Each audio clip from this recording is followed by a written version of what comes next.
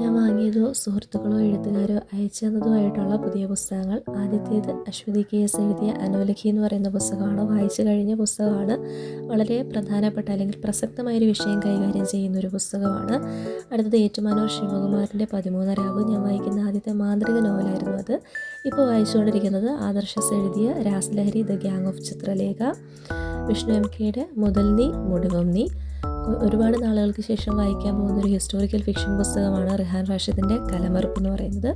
പിന്നെ ശരശിവയുടെ ടൈം. വളരെ യാദൃശ്ചികമായിട്ട് എൻ്റെ കയ്യിലേക്ക് എത്തിയ പുസ്തകമാണ് മിഴി. ഇത് വായിക്കാൻ വേണ്ടിയിട്ട് ശരിക്കും എക്സൈറ്റഡ് ആണ്. പിന്നെ GR ഇന്ദുഗോപൻ്റെ മർഡർ ഇൻ മദ്രാസ്. അത് കഴിഞ്ഞിട്ട് കൊട്ടാരത്തിൽ ശങ്കുണ്ണിയുടെ ഐതിഹ്യമാലയിലില്ലാത്ത ഐതിഹ്യ കഥകൾ എന്ന് പറയുന്ന പുസ്തകം. പിന്നെ അശ്വതി ശ്രീകാന്ത് എഴുതിയ മഴയുറുമ്പുകളുടെ രാജ്യം, കായില്ലാത്ത മിഠായികൾ. സത്യനന്ദിക്കാടിൻ്റെ ഹൃദയപൂർവ്വം ചിലർ. ഈ പുസ്തകം അദ്ദേഹത്തിൻ്റെ സിനിമകൾ പോലെ തന്നെ മനോഹരവും ഊഷ്മളവുമായിട്ടുള്ളൊരു വായനാനുഭവമായിരിക്കും നൽകുന്നതെന്ന് കരുതുന്നു. പിന്നെ കുറച്ച് നാളായിട്ട് ടോട്ടോ ചാൻ എന്ന് പറയുന്ന പുസ്തകം അന്വേഷിച്ച് നടക്കുകയായിരുന്നു. അങ്ങനെ അതും കിട്ടിയിട്ടുണ്ട്.